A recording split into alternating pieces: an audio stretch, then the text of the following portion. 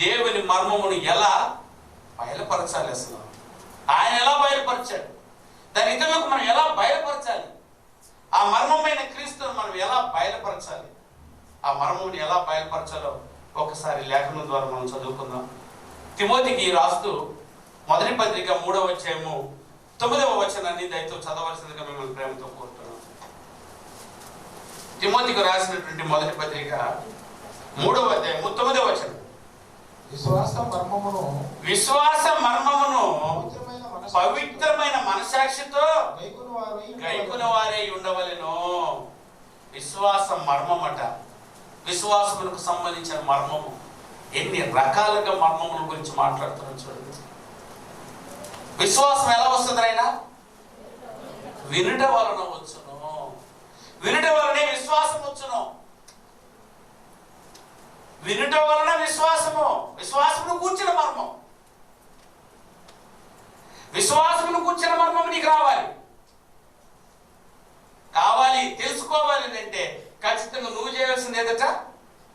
వినాలి. వినాలి అని అంటే అందరూ మీరు వింటున్నారంటే మేము చెప్పేవారు ఉండాలి. మేము చెప్పేవారు ఉండాలంటే మమ్మల్ని పంపేవారు ఉండాలి. ట్రైనింగ్ చేసి ట్రైనింగ్ ఇప్పించి పంపించాలి. అట్ట వెళ్ళిపోయి ఏం చెప్తావు నాయనా? వెంట వెళ్ళి ఏదో చెప్పారంటే ఏదో ఒక సబ్మిట్ ఇస్తాము. అవునా కదా? నేరుగా పోయింది బ్యాంకులో నేను చేయగలనైనా? బ్యాంకులో గబా క్యాష్ ఇవ్వగలనా? గబా లోన్ ఇవ్వగలనా? సెల్ ఫోన్ గబా అమ్మేయగలనా? ఏ సెల్ ఫోన్ ఏ సిమ్ వాడగలమా? అసలు ఏ ఆప్షన్? సెల్ కొనుక్కుంటే సంవత్సరంలో చాలు. చాలా మందికి ఇప్పుడు కూడా తెలియదు. మా వాడున్నాడు ఒకడు 28,000 వాడు సెల్లు. హలో అంతే. ఈ రెండుకే ఉపయోగిస్తారు కాదే చెప్పండి. కానీ సెల్లు ఎంత ఉపయోగం తెలుసా? నువ్వు బ్యాంక్ పోవాల్సిన అవసరం లే. నీ కరెంట్ బిల్ కట్ట లైన్లు నిలవాల్సిన అవసరం లే. నువ్వు ఏ వస్తువులు కొనాలో ఇంట్లోకి మార్కెట్కి ఏమేమి అవసరం, పప్పు ఉప్పు మొత్తం నువ్వు అక్కడ షాప్కి పోవాల్సిన అవసరం లే. మందు మాత్రలు పోయి షాపుల దగ్గర కొనాల్సిన అవసరం లే. ట్యాక్స్ కట్టడానికి ఏదైనా నువ్వు పోయి లైన్లో నిలబడాల్సిన అవసరం లే. మొత్తం సెల్లు ఇంట్లో కూర్చొని మొత్తం చేసి పడేయచ్చు. ఎంత ఉపయోగకరం ఉంది నిజం చెప్పండి. అలా అన్నప్పుడు ఏమండి దానికంటే గొప్పది కదా, దానికంటే గొప్ప దేవుడు కదా. ఆయన మర్మములు మనం తెలుసుకోవాలి అంటే ఎవరు చెప్పాలి కదా. ఎవరో చెప్పాలంటే వాళ్ళని పంపాలి కదా. ఎవరో పంపాలంటే వాళ్ళకి నేర్పాలి కదా. వాళ్ళకి ట్రైనింగ్ అవసరం కదా. ఆ ట్రైనింగ్ ఇచ్చేది సంఘం కదా. ఆ సంఘము కదా నీ నేర్పించి సంఘము పంపాలి కదా. ఇవేమి లేదట. ఈయన నేరుగా వెళ్ళిపోతాడట, నేరుగా చెప్పేసి వచ్చేస్తాడట. ఎక్కడ చెప్తావు నువ్వు? ఏం చెప్తావు నువ్వు? అది అబ్బాయిని మార్చినట్టు మారుస్తావు, ఆమెని మార్చినట్టు మారుస్తావు. అదే కదా చెప్పండి ప్రియులారా. చక్కగా మీరు వినాలి, మీకు విశ్వాసం రావాలి మర్మంలో. అందుకే ఈ మర్మాన్ని ఎలా బయలుపరిచారు అది మనకి తెలిస్తే అది మనం ఇంకొకరి చేత ఏమార్చపడలేము. ఆ రోజు విశ్వాసం ఈ మర్మములను ఎలా బయలుపరిచారు, ఈరోజు అది ఆలోచిద్దామని.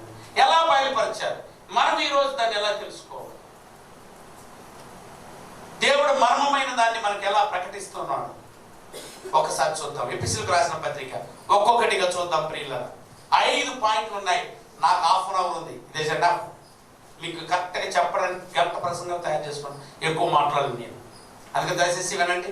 మొదటి పాయింట్ ఒకసారి ఎపిసిలకు రాసిన పత్రిక 3వ అధ్యాయము 4వ వచనాన్ని దయతో చదవాల్సిందిగా మిమ్మల్ని ప్రేమతో కోరుతున్నాను. మీరు దాన్ని ఎపిసిలకు రాసిన పత్రిక అంటే మీకు అర్థం కాకపోవచ్చేమో 3వ వచనం నుంచే చదవాలి. ఎఫెసీయులకు రాసిన పత్రిక 3వ అధ్యాయము 3-4 వచనాలు. ఇట్లనగా అయ్యా క్రీస్తు మర్మము దైవ దర్శనము వలన నాకు తెలియపరచబడినదను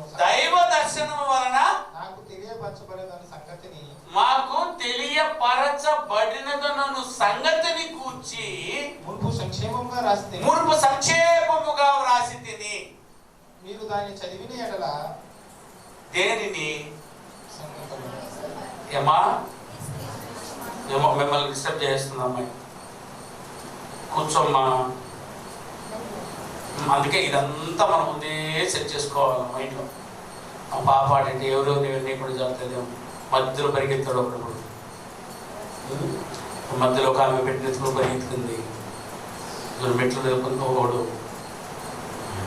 ఏది ప్రార్థన సీరియల్ అలా చూస్తారమ్మా. అట్ట కళ్ళు అట్ట అనేస్తే ఆడబద్ద బొమ్మ. అన్యాయం కదా. నేను దేవాది దేవుడు సింహాసనంలో కూర్చొని తన మనసులో ఉన్న రహస్యాన్ని చెప్తున్నాడంటే మనం ఎట్ట వినాలి చెప్పు. ఇంకొకటి సీక్రెట్ వినేటప్పుడు మనం ఎలా వింటాం? ఆయన గోడకి కన్నం పెట్టి కూడా, అవునే కదా, గోడకి కూడా చెవులు ఉన్నాయి అనేవాళ్ళు పెద్దోళ్ళు. ఆ పక్క మాట్లాడితే నీకు వింటూ ఉంటారు. చాలా చాలా మంచి చెడ్డ బలహీనతనైనా ఏం మాట్లాడేస్తున్నాడేమో, ఏం చెప్పేస్తున్నాడేమో, అటు అటు విన్నా ఇటు విన్నా అరిగిపోయేంత నీ మైకి పగిలిపోయేంత వరకు చెప్తాను కదండి. వినడానికి మనసు ఇవ్వరు. సీక్రెట్లు కావాలి వీళ్ళకి. మీకు తెలియని సీక్రెట్ కదా ఇది. అసలు ఎంత జాగ్రత్తగా వినాలి. వినండి, ఎవరు డిస్టర్బ్ చేసుకోకండి. నీ వల్ల వాక్యం విననీయకుండా చేయకూడదు. నీ బిడ్డల వల్ల వాక్యం విననీయకుండా చేయకూడదు. నా వల్ల నా ఈరోజు ఆరాధనలో కన్ఫ్యూజన్ నేను పెట్టను అని సిద్ధపడి రావాలి ఇక్కడికి. నా చూపు ద్వారా, నా మొహం ద్వారా, నా డ్రెస్ ద్వారా ఏ విధంగానూ డైవర్ట్ చేయకూడదు. ఇది ఇది సిద్ధపడి రావడం అంటే. సిద్ధపడండి. దేవుని మనసులో ఉన్న సీక్రెట్ చెప్తున్నాను నేను. ఆ సీక్రెట్ని ఎలా చెప్పాలో దేవుడు చెప్పిన సీక్రెట్ ఇది. అది మీరు వెళ్ళి నెగ్లెక్ట్ చెప్పాలి కదా. ఎలా చెప్పమంటున్నాడు నేను ఒకసారి మళ్ళీ చూడండి. ఎఫెసీయులకు రాసిన పత్రిక 3వ అధ్యాయము 3-4 వచనాలు చదువుతున్నాను. ఎట్లనగా క్రీస్తు మర్మము దేవదర్శనము వలన. క్రీస్తు మర్మము ఆయన ఎలా చూశాడట? ఎవరైనా పౌలు. ఎవరు రాశారు? ఎవరికి రాశారు? పౌలు గారు ఎఫెసు సంఘానికి మర్మముల గురించి చెప్తూ ఉన్నాడు. ఏమని?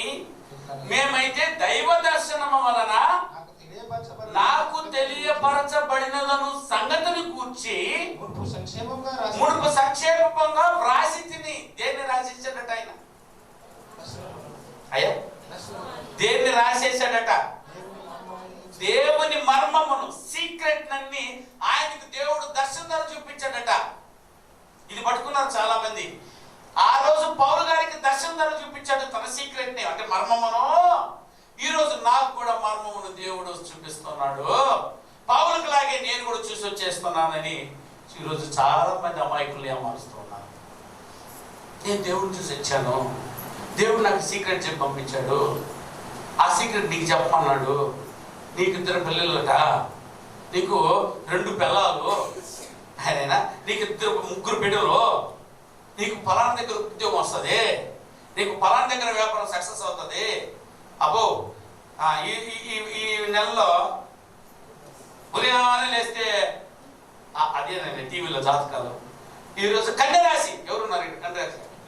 కన్యరాశి ఉన్న వారందరికీ ఏందైనా ఈ వారంలో ఎవరు బయట పోకూడదట. తిని నువ్వు తెచ్చిపెట్టరా. ఇది అక్కడే యాక్టింగ్ కదా. ఈ రోజు వారు బుధవారం వారు తూర్పు సైడ్ పోకూడదట. ఏంటి చెప్పండి, నమ్ముతారు? ఇవన్నీ నమ్మి వాళ్ళు ఉన్నారు. ఆయన దుర్మార్గులు, గొర్రెల్లా నమ్మడం, మోసపోవడం. కనీసం అంత ఆలోచించలేరా? నిజమేనా ఇది?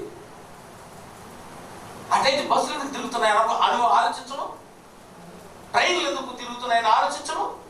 మొత్తం పోయే ట్రైన్లు తూర్పేరా? అసలు ఈ దేశం ఉండేదే తూర్పులో. ఒక్కరు ఆలోచించారు. దర్శనము నీకు మాత్రం కనపడుతుంది, నాకు కనపడదా? ఏంటిది? బాగా వినండి. మర్మములను దేవుడు బయలుపరిచాడు. ఎస్, దర్శనం ద్వారా బయలుపరిచాడు. ఇప్పుడు ఎవరికి? నీకా? ఎవరికి బయలుపరిచాడు? ఎప్పుడు బయలుపరిచాడు అంటే అవి లేఖనాలు కాదు. లేనప్పుడు మర్మములన్నీ రాయడం కోసమే చూశాడట ఆయన. ఆయన చూసింది వ్యాపారం చేసుకోవడానికి కాదు. దైవ దర్శనము వలన నేను మర్మములను చూసినట్టు రాసేసాను. అంటే ఎవరి కోసమా? వెనక ఉన్న మీకోసం, వెనక తరములో పుట్టబోతున్న మీకోసం, మన కోసం ఆల్రెడీ ఇది రాయబడినది. ఇప్పుడు మరలా పోయి రాసేసిన తర్వాత మళ్ళీ పోయి నువ్వేం చేయకూడదు, దర్శనములు చూడకూడదు. మునుపు సంక్షేపముగా నేను రాసి వేశాను. దేవుడు ఏదైతే సీక్రెట్ గా నాకు చెప్పాడు, నాకు చెప్పిన సీక్రెట్ ఎలా నీకు తెలుసా?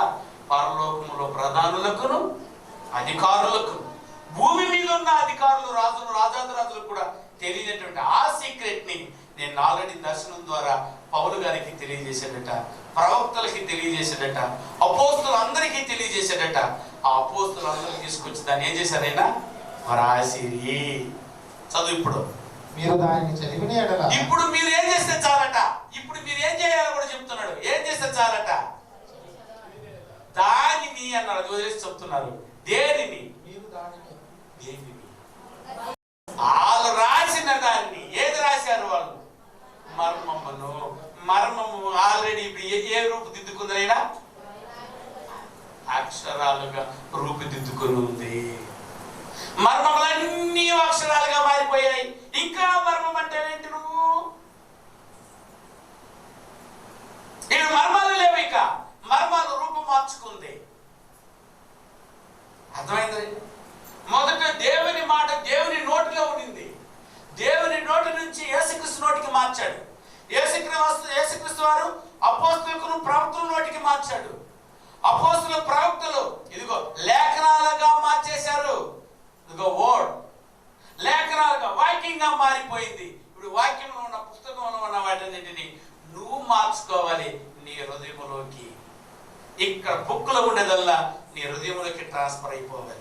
బుక్లో ఉండడానికి కాదు ఎంత కష్టపడింది అపోస్తులు, యేసుక్రీస్తు వారు. దేవుడు కష్టపడి బుక్లోకి తెచ్చింది, బుక్గా ఉండిపోవడానికి కాదు. అందుకని చాలా మంది బుక్కే దేవుళ్ళ చూస్తున్నారు. బుక్లో ఏముంది? ఇది పేపర్ మీద ఉన్న వాక్యం గొప్పది. అది పేపర్ మీద ఉండడానికి రాలేదు, నీ హృదయాల మీద ఉండడానికి రావాలి. నీ హృదయంలోకి తెచ్చుకోవడానికి ఏ రోజైనా ప్రయాసపడ్డావు? లేదు, ఎవరు ప్రయాసపడట్లేదు. ప్రియులరా, హృదయం మీదకి రావాలి. ఇప్పటికి ఎన్ని అధ్యాయాలు మీ హృదయాల మీదకి వచ్చినాయమ్మా? 32 అధ్యాయాలు. 32 అధ్యాయాలు హృదయంలోకి వచ్చేసింది. ఎవ్రీ డే ఇక్కడికి వచ్చే వాళ్ళకి. అందుకు మందిరానికి రండి నైనా. నీ ఇంట్లో ఉంటే నిన్ను ఎవరు అడగరు. మీ అమ్మాయి మన బెత్తమెత్తుకొని ఈ రోజు 2 వాక్యాలు చెప్పింది, నీకు అన్నం పెట్టనంటదా? ఏ తల్లనా అలాగుందా నాయనా? అక్కడ ఉండరు. మరి ఏ అన్నాన్ని అడుగుతున్నారు మీ ఇంట్లో? అడగరు. ఎవరు అడగరు నాయనా. నేను అడిగేవాళ్ళు కావాలి. అందుకే నువ్వు మందిరానికి రా. ఇక్కడికి వస్తే ఖచ్చితంగా నువ్వు చెప్తావు. చదువు రాని వాళ్ళు చెప్పేస్తున్నారు. నువ్వన్నీ ఉండి నీకేనైనా కళ్ళు బాగున్నాయి, కాళ్ళు బాగున్నాయి, చేతులు బాగున్నాయి, అన్నీ బాగున్నా నువ్వు ఈరోజు ఉపయోగించుకోలేదు. మరి ఇప్పుడు ఎప్పుడు మారనుకున్నారు మీరు? రారు. వెరీ గుడ్, నేను రాను. నేను మిమ్మల్ని అడగను అని అంటే మీ ఇష్టమే కదా. మీ ఇష్ట ప్రకారమే బ్రతుకుతున్నారు. కానీ పెద్ద ప్రమాదములు మీరు ఉన్నారని దయతో మీరు మర్చిపోవద్దు. నేను చెప్తున్న మాట మీకు పెడచెవి అయిపోతుంది. నేను చెప్తున్నది ఏదో ఆయన కొరకు, ఏదో బతుకు కొరకు చెప్పుకుంటున్నారు అనుకుంటున్నారేమో. లేదండి, నాకుగా నేను చెప్పట్లేదు ఈ మాట. జనులు ఎలా ప్రవర్తించాలో చెప్పమని రాసిన పుస్తకం చెప్తున్నాను. ఏంటి కలెక్టర్కి ఏమైనా బాధ, పోలీస్ స్టేషన్లో ఉన్న వారికి బాధ, ఎండలో నిలబడి లెఫ్ట్లో పోండి అని చెప్పడానికి మీకోసం ఆ మాట చెప్తున్నాను. చెమటోడ్చి ఆ మాట చెప్పడానికి కారణం మీకోసం అన్నది. కనీసం ఆ పోలీసుని అర్థం చేసుకుని ఆయన కొడతావు పోయి లైసెన్స్ ఇవ్వని అడిగితే ఆయన కొట్టేస్తా. ఎంత మూర్ఖుడు చెప్పు. పిల్లలు చదవలేదని టీచర్లు కొడితే, పిల్లలు కొడితే నువ్వు పోయి టీచర్ కొట్టేసి వచ్చేస్తావా? అసలు నీకు ఏమర్థమైంది? వారు పాటు పడుతుంది ఎవరి కోసమో. అలాగే దేవాది దేవుడు చెప్తున్న మాటలు ఎవరి కోసం? అయితే గుర్తించండి. మన జీవితం మారాలి కదండి. నేను మార్చుకోవడానికి కదా ఇన్ని మాటలు. ఇదండి సామెతల గ్రంథం 29 మొదటి వచనం చూడండి. ఎన్నోసార్లు గద్దిస్తున్నాడంటే నేను, అయ్యా నిన్నెవరు అడగటం లేదని చెప్పి నీ ఇష్ట ప్రకారం బతక్కు. నిన్ను అడిగేవారే ఉండనీయకుండా నువ్వు బ్రతకొద్దు. నిన్ను అడగడానికి తండ్రి కావాలి, నిన్ను అడగడానికి ఒక బోధకుడు కావాలి. ఇల్లే లేకుండా నువ్వు బ్రతకాలనుకుంటే జనులు కట్టు లేక, ఎక్కడ దేవోక్తి లేని చోట జనులు కట్టు లేక తిరుగుదురు. నిన్ను కట్టు లేకుండా ఉండాలనుకుంటే నీ ఇష్ట ప్రకారంగా బతికేస్తే చచ్చిపోతావయ్యా. అందుకే నిన్ను హెచ్చరిస్తున్నాడట. చదువు ఆ మాటను. ఎన్నిసార్లు ఎన్నిసార్లు గద్దించినను లోబడని వాడు మరి తిరుగే లేకుండా హఠాత్తుగా. సామెతల గ్రంథం 29వ అధ్యాయం మొదటి వచనం. ఎన్నో మాటలు మనల్ని గద్దిస్తున్నాడు. నువ్వే మారిపోతే మంచిదైనా వాళ్ళు చెప్పేది ఏంది, నేను వినేది నేను ఎందుకు రావాలి? నువ్వు ఒకవేళ నువ్వు అనుకుంటూ ఉంటే నేను మోసపరుచుకుంటున్నావు. దయచేసి గుర్తుపెట్టుకో. నువ్వు సర్దుకోకు. నేను దేవుని కోరుకున్నానని నువ్వు చెప్తే ఎట్లా? ఒకరి మార్గం వారి దృష్టికి యథార్థంగా కనబడను, తొదకది ఎక్కడ నడిపించను, అక్కడికి పోయి మళ్ళా మార్చుకోలేవే. అందుకనే దేవుడు మర్మమున రాసేసేదట, రూపుదిద్దుకుందది. ఏదైనా రాసి వేసిన దాన్ని మీరు ఏం చేస్తే చాలండి. ఇప్పుడు మీరు దాన్ని చదివిన ఎడలా దానిని బట్టి క్రీస్తు మర్మమును గూర్చి మాకు కలిగిన జ్ఞానమే మీకును కలుగును, మీరును గ్రహించగలరు. ఈరోజు అపోస్తులకి తెలిసిన ఆ మర్మము మీకును తెలియాలంటే ఆ అపోస్తులు రాసిన మర్మాలను మీరు చదివితే చాలు, మీరు గ్రహించగలరు. అంటే మీకు కూడా మర్మము తెలుసు. చదవండి, చదువు చదువు చదువు. అందుకే ఈ నెలకి ఎన్ని చదివేయాలి, ఈ వారానికి ఎన్ని చదవాలి, ఈ రోజుకి ఎన్ని అధ్యాయాలు చదవాలి, ఈ పుస్తకాన్ని నువ్వు ఎన్నిసార్లు చదువుకుంటావు అంత గొప్పవాడివయ్యా నువ్వు. దైవుడు మర్మం అంతా నీకు తెలిసిపోతుంది. ఎక్కడెక్కడ మర్మాలు ఉన్నాయో మేము ఎలా చెప్తున్నామంటే చదివి చదివి చదివి రాసి రాసి చదివి రాసి చదివి ఎన్నిసార్లు చదవమాట చదివింది. ఎన్నిసార్లు చదివినా నీ జీవితానికి ఇది పాట. ఎన్నిసార్లు తినాలి సార్ అనలేదు తర్వాత, ఎన్నిసార్లు తినాలి నువ్వు నేను అని అనలేదు. ఇంకా పెట్టు. ఎన్ని మూటలు బియ్యాలి దాని పొట్ట, ఎన్ని కోళ్ళు తినేసింది, ఎన్ని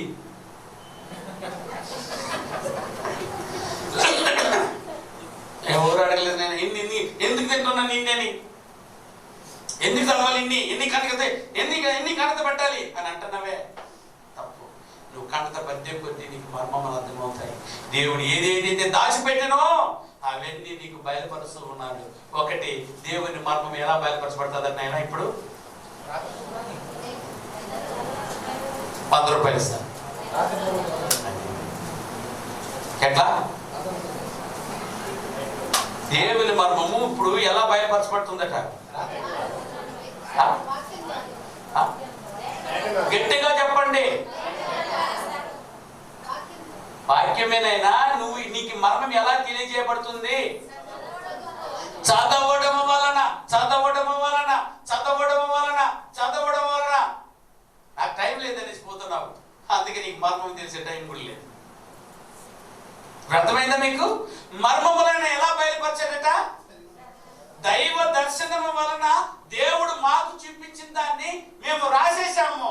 ఇప్పుడు వాటిని మీరు చదివిన ఎడలా అని అంటే మాకు చదువు రాదే? ఒక సాకు వీళ్ళకి. చదువు వచ్చిన వాళ్ళు చదివించుకో. లెటర్ వస్తే మాత్రం పరిగెత్తుకుంటే వెళ్ళిపోతావు. దాన్ని ఎవరైనా ఉన్నాయి. అప్పుడు శత్రువు ఏం లేదు, లెటర్లు ఏమి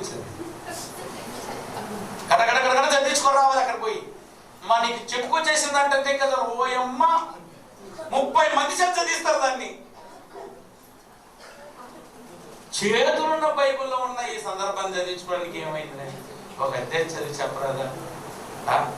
ఊరు మాట అంతా మాట్లాడతాం కదమ్మా, ముసలమ్మ ఆ చెట్లు ఆ ముచ్చట్లో పక్కన పెట్టేసి ఈరోజు ఏమన్నా ఎలా బయలుపరచాలి? ఎంత బాగుంది. చేస్తేనే వస్తుంది. నేను వినడానికి చెప్పట్లే. నేను ఇక్కడ వినిపోవాలి అని వచ్చేవారు తమ ఆయుష్ని వ్యర్థం చేసుకుంటున్నారు. This is frank. ప్రతి ఒక్కరు గుర్తించాలి. ఆ మనసు ఉంటే దయచేసి మానేయండి. ఇక్కడికి వచ్చేసి మిమ్మల్ని మార్చేయాలి. మిమ్మల్ని మార్చేసేదేవే ఈ సంఘం యొక్క పని. ఈ రూపాన్ని మార్చేయాలి. అందుకొరకు ప్రయత్నించండి. మర్మం ఒకవేళ మీకు తెలియాలంటే ఫస్ట్ ఏం చేయాలట? చదివేసి ఒకటి చెప్పాడు, ఇంకొకటి చూద్దాం. ఆయన ఒకటి చదువుట వలన వస్తుందట. చాలా మంది ఉన్నారు కదా దొంగలు, వాళ్ళు కూడా మాకు చదువు రాదు అది కదా అంటారేమని కొలసీలకు రాస్తూ, కొలసి సంఘానికి అక్కడ ఉండే ఇలాంటి దొంగలు ఎవరు ఉన్నట్టున్నారు, వాళ్ళకి రాసినట్టున్నట్టు. 4వ అధ్యాయము 3వ వచనం.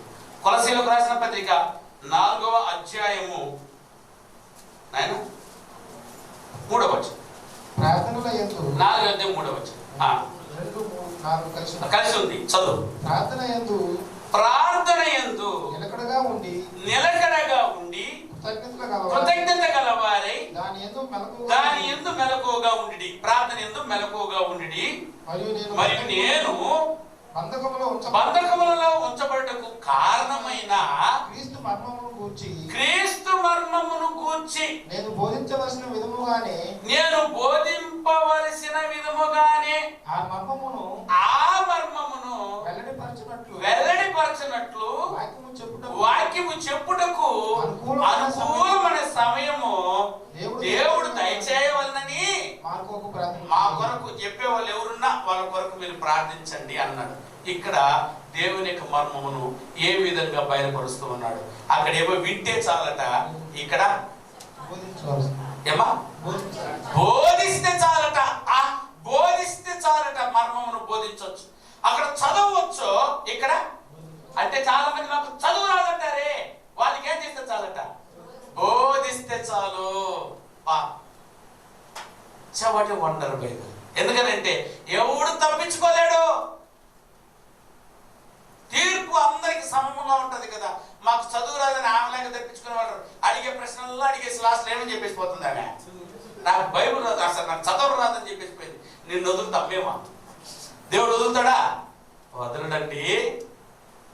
అలా అని మన సంఘంలో కూర్చున్న చదువు రాని వాళ్ళందరూ ఉన్నారే, మాకేమి రాదు కదా, దేవుడు మమ్మల్ని ఆ రోజు వదిలేస్తాడులే గేటు దగ్గర అని అనుకుంటూ కూర్చొని ఉంటే అక్కలో అమ్మలో అన్నలో చాలా తప్పు చేస్తున్నారు మీరు.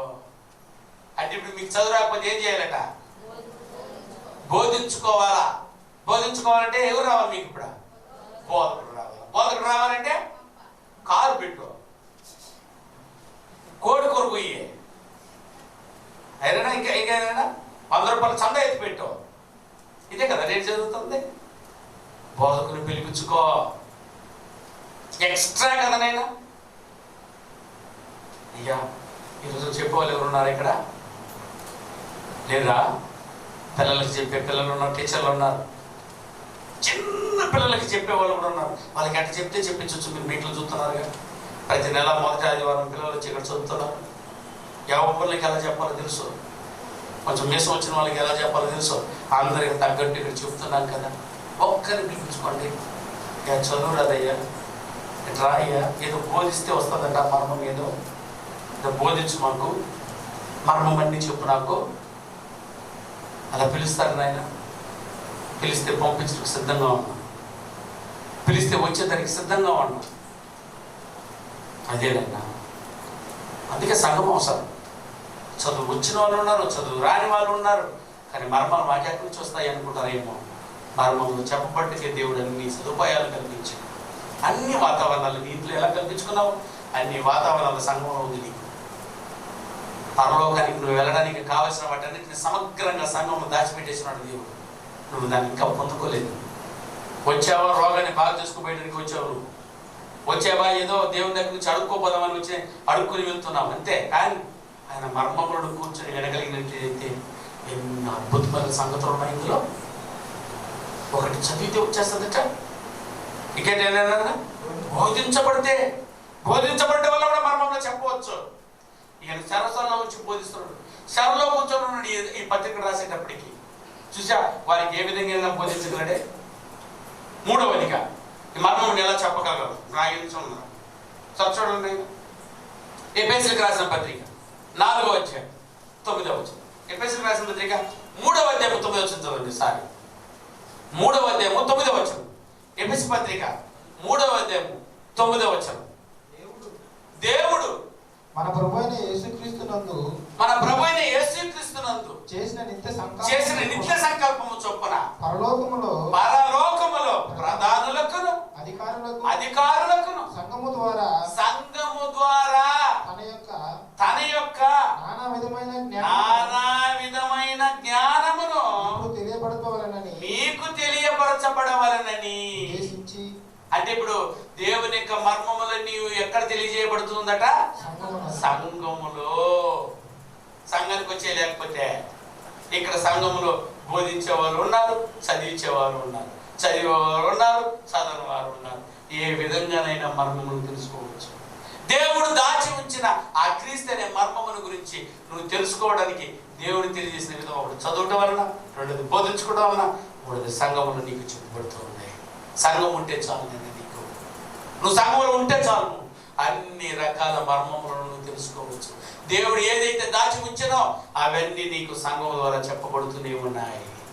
సంఘంకి వచ్చేది సంఘం చాలా దూరంలో ఉన్నామంటవా, సంఘమును ఏర్పాటు చేసుకో. అక్కడ 10 మంది అక్కడే ఉన్నారా, దాన్ని ఏర్పాటు చేసుకో. సంఘము ద్వారా నీ నానా విధమైన జ్ఞానం నీకు బయలుపరచబడుతుంది. సంఘము ద్వారానే ప్రతి ఒక్కటి నేను పరలోకంలో ఉన్న ప్రధానులకు కూడా ఏ రోజు పాఠం కావాలంటే అది సంఘం ద్వారా వెళ్ళాలంటే అది మీ ద్వారా, నా ద్వారానే. తెలుసా మీకు, మీరు దేవదూతలకు తీర్పు తీర్చుదురని మీకు తెలుసా?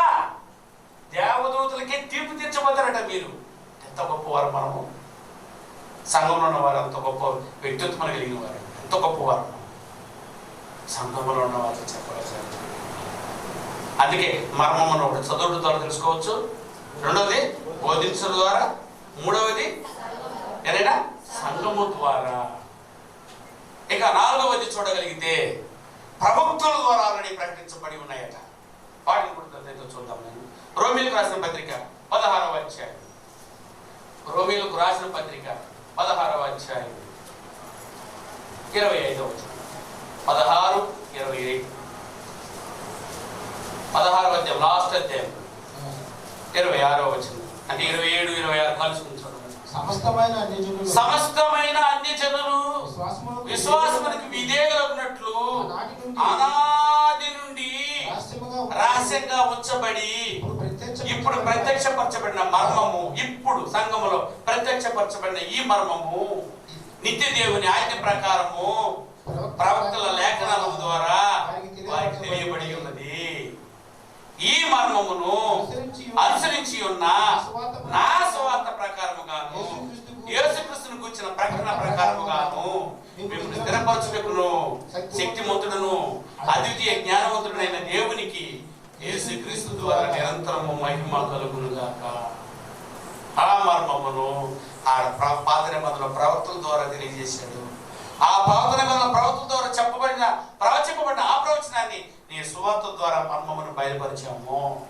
అంటే ప్రవక్తల ద్వారా, సువార్థికుల ద్వారా ప్రకటించబడ్డాయి. మర్మమును అర్థం చేసుకోవాలంటే అది సువార్త ద్వారా కూడా తెలుసుకోవచ్చు, ఆ ప్రవక్తలు ప్రకటించిన ప్రవచనం ద్వారా కూడా తెలుసుకోవచ్చు. ఇన్ని రకాలుగా ప్రవచించుంటే నాకు చెప్పలేదని నువ్వు ఎక్కడ తప్పించుకుంటావు? నా దగ్గరకు రాలేదని ఎలా చెప్తావు? చాలా మంది ఇంత గొప్ప వాక్యాన్ని పలుచోట్ల వెళ్ళి చెప్తున్నప్పుడు వారు విని మాట్లాడే మాట ఇది, మాకెవరు చెప్పలేదే, మాకెవరు చెప్పలేదే, ఇక్కడ మా ఊరికి రాలేదు కదా, మేము తప్పించుకుంటాం అంటారా? లేదు, నువ్వు రప్పించుకోవాలి. ఆ రోజు వాక్యము ఇటలీ పటాలకి రావడానికి అదిగో పేతురు ద్వారా రప్పించుకున్నాడు దేవుడు. తెప్పించుకో పేతుర్ని, విను. పేతుర్ని అంటే ఇక్కడ అర్థం బోధకుడిని, ఈ వాక్యాన్ని స్వార్థికుడిని, ఈ వాక్యాన్ని చెప్పగలిగిన వాడిని తెప్పించుకోవాలి మీ ఇంటికి. మీరు తెప్పించుకోరా? కాలేజ్ అయిపోతే ఎవరు రావాలమ్మా? ప్లంబర్ రావాలా? వస్తారు రావాలి. కరెంట్ చెడిపోతే, ప్యానల్ తిరగలేదు, ఏసీ పని చేయాల, లైట్లు పని చేయాల, ఏం చేస్తారు? గమని నిద్రపోతారా? వెంటనే ఎవరు రప్పించుకుంటారా? రప్పించో రాయా వాడు అంటాడు, ఇప్పుడు రాను పొద్దుపోయి వస్తా, నాకు అక్కడ పని ఉంది, ఏ పని మళ్ళీ అనుకోవడం అయింది, ఎప్పుడు రమ్మంటావు? వచ్చానా? ఎంత కూలియా? 2 రోజులు కూలి ఇస్తావా? డిమాండ్ అయినా ఇప్పుడు పల్లె డిమాండ్లు ఇప్పుడు ఎలక్ట్రిషన్కి, ఎందుకంటే ఎండాకాలంలో పగిలిపోతుంటాయి, అక్కడక్కడ ఏసులు చెడిపోతూ ఉంటాయి. ఎవరు తిన్న యుద్ధం పోయిందా? పరిశుద్ధాత్మ బాగా నడిపిస్తున్నాడు కాబట్టి. అవును తమ్ముడా, మరి మీ ఇంట్లో మీ అన్న చనిపోయాడు, మీ అక్క చనిపోయింది, మీ నాన్న చనిపోతున్నాడు, మీ అమ్మ చనిపోతుంది, బోధకుని పిలవలేదు మీరు, మా కుటుంబానికి రండి అని పిలవట్లేదు, కుటుంబంలో ప్రార్థన పెట్టని అడగట్లేదు, కుటుంబం నుంచి వాక్యం చెప్పండి అడగట్లేదు. ఏంటిదే నీ బతుకు? స్త్రీలు ఎంతో పేరుకుదరైనా స్త్రీల సమాజం ఏర్పడిన తర్వాత కుటుంబ ప్రార్థనలు ఏర్పాటు చేసుకుంటున్నారు. నేను కూడా జరిగిందిగా. అంత నేర్చుకున్న వారిని మనము అప్పుడు అడిగేవాళ్ళు, టైం ఇచ్చేవాళ్ళు. నా రండినా, రండన్నా, ఈ టైం నుంచి ఈ టైం మా దగ్గరికి రండినా. నేను వస్తానన్నా మీరు గమనే ఉన్నారు. నేను అది మీ తప్పు.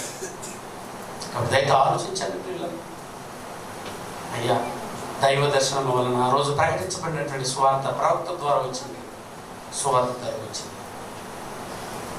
ఆయన బయలుపరిచిన విధానాలు ఇది. ఒకటి చదువు, బోధించుకో, సంఘానికి వెళ్ళు, ఏదైనా ప్రవక్తుల ద్వారా విను, ఇంకా ఏమన్నాడు, స్వార్థ ద్వారా విను.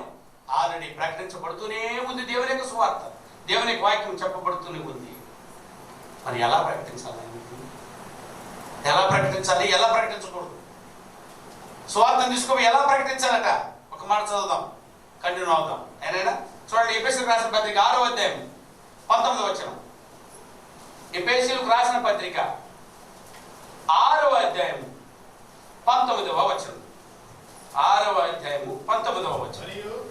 మరియు నేను దేని నిమిత్తము రాయబారిన సంఖ్యలో ఉన్నానో ఆ సువార్త మర్మమును ధైర్యముగా తెలియజేయుటకు నేను మాట్లాడు నోరు తెరిచినప్పుడు దానిని గురించి నేను మాట్లాడవలసినట్టుగా ధైర్యముతో మాట్లాడుటకై వాక్ శక్తి అనుగ్రహింపబడినట్లు నా నిమిత్తమును పూర్ణమైన పట్టుదలతో విజ్ఞాపన చేయొచ్చు మెలకువగా ఉండి.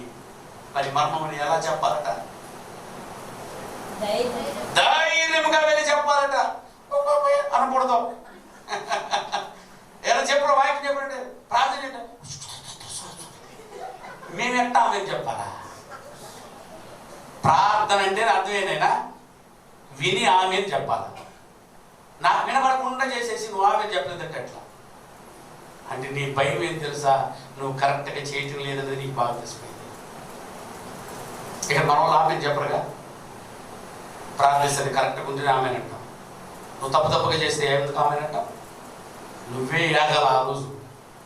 అందుకని జాగ్రత్త. నేను మర్మమును చెప్పేటప్పుడు ఎంత ధైర్యం రావాలి, ఎంత దమ్ముండాలి.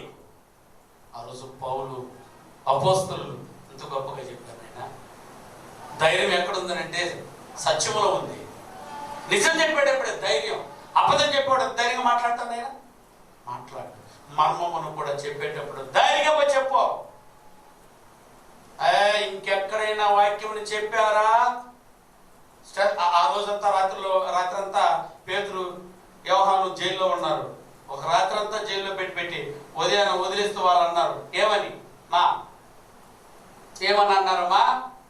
ఏమన్నారంటే ఇంకెక్కడ వాక్యం చెప్పకూడదు, ఇంకెప్పుడు దేవుని వాక్యాన్ని చెప్పకూడదు. ఓకేనా? రాత్రంతా సెలవు ఉంది, బుద్ధి వచ్చిందా మీకు? ఇంకెప్పుడు దేవుని వాక్యాన్ని చెప్పకూడదు అని అంటే వాళ్ళు ఎవరైనా దశ బయట వచ్చే నీ మాట వినడం న్యాయమా? నా సర్వేశ్వరుని మాట వినడం న్యాయమా? మేము ప్రాణం గొంతులో ఉన్నంత వరకు ధైర్యముగా వాక్యమని ప్రకటించేస్తాం. ఏం చేస్తావు చేసుకోబో. కాకపోతే 2 రాత్రులు పెట్టవేమో, 3 రాత్రులు పెట్టామో, లేకపోతే కొడతావేమో, లేకపోతే చంపేస్తావేమో. మేము చావడానికి కూడా సిద్ధంగా ఉన్నాం. దేవుని మర్మమును బయలుపరచుకోరు. అదేనైనా ధైర్యం. మా ఊరికి రాబాకంటే ఇంక మనం బాగున్నాం. ఇప్పుడు RSS వారు ఉన్నారు అక్కడ. RSS వారికి పగిలిపోతుందన్న సంగతి మీకు తెలియదు. మహాజ్ఞానాన్ని ఎవరైతే అడ్డుకున్నారో నామరూపం లేకుండా పోతున్నారు. ఒక వ్యక్తిని మార్చడానికే కదా దేవుడు చేస్తున్నది. ఒక వ్యక్తిని చెడిపోదానికి చేస్తుంది. అయితే నువ్వు ఎన్ని రోజులు ఉంటావో లెక్కేసుకేక అర్థమవుతుంది. పిల్లగా అంత ధైర్యంగా చెప్పు. నీ గొంతులో ప్రాణం ఉండగా చెప్పేవా నరికేస్తానన్నారు యాకోబు. నరికే అంతే, నరికేశారు. తల వేరుగా మొండి వేరుగా అయిపోయింది పిల్లగా. కానీ పరలోకంలో తండ్రితో ఏకమైపోయాడు. ఇక్కడ తలతో కలిగి దేవునికి దూరంగా ఉండటం కంటే తల పోయి దేవునితో ఉండడం బెస్టే కదా? బెస్ట్ కదా? ఇక్కడ కళ్ళతో పాపం చేసి దేవునికి దూరంగా ఉండటం కంటే 2 కూడా మీకు పడవేసి దేవునితో ఏకంగా ఉండడం మేలు కదా? 2 చేతులతో పాపాలు చేసుకుని దేవునికి దూరంగా ఉండటం కంటే 2 చేతులు నరికేసుకుని దేవుని దగ్గర ఏకంగా ఉండటం మేలు కదా? ఇదే క్రీస్తు బోధ, ఇదే దేవుని యొక్క మర్మము. కాబట్టి నా సోదరి మాట్లాడారు. ఆయన దాచిన మర్మము ఎలా ప్రకటించాడు, మనకి వచ్చింది అలా. ఎంతోమంది చస్తే కానీ మన దగ్గర రాలేదు ప్రియులారా. ఎంతోమంది తలను అలా పరంగా పెట్టినందుకు ఈరోజు ఇంత వాక్యం మన దగ్గరికి వచ్చింది. మీరు కూడా త్యాగించేయండి. మీ ప్రాణాలు ఇమ్మన్నట్లా ఒక్కరు వెళ్ళి వాక్యం చెప్పొచ్చిన సహాయపడండి. ఇది మీరే చెప్పేసిరండి. ఈ మర్మమును ఒకటి ఎలాగైనా గట్టిగా చెప్పడం, అందరూ చెప్పాలి. ఎలా ప్రకటించాలట? ఒకటి చదవడం అంటే చదివచ్చు, చదవలేదా చదివించేసి వచ్చి. రెండోది మాకు చదవదంటారా, వాళ్ళకి ఏం చేశారండి? బోధించేసారండి. మూడోది సంఘం ద్వారా సంఘాన్ని తీసుకొచ్చి వదిలే, నేను చూసుకుంటా. ఇక ప్రవక్త ద్వారా స్వార్థ ద్వారా చెప్పేసిరా. ఇక ఐదవది ధైర్యంగా చెప్పేసిరండి. బహుమానం మీకోసం, జీవ కిరీటం నా కొరకు ఉంచబడింది పౌలు గారు.